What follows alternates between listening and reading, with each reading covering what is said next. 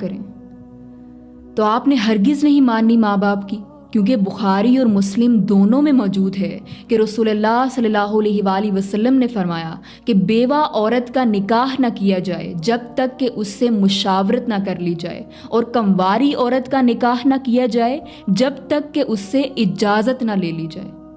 اسی طرح ایک اور صحیح حدیث میں موجود ہے، حضرت عبداللہ بن عباس رضی اللہ عنہما سے روایت ہے کہ ایک کنواری لڑکی آپ صلی اللہ علیہ وآلہ وسلم کی خدمت میں حاضر ہوئی اور عرض کیا کہ میرے والد نے میری مرضی کے بغیر میری شادی کر دی ہے، تو آپ صلی اللہ علیہ وآلہ وسلم نے اسے اختیار دیا، یعنی کہ اگر وہ چاہے تو اس نکاح کو کنٹینیو رکھے اور اگر چاہے تو اس نکاح کو ختم کر دے۔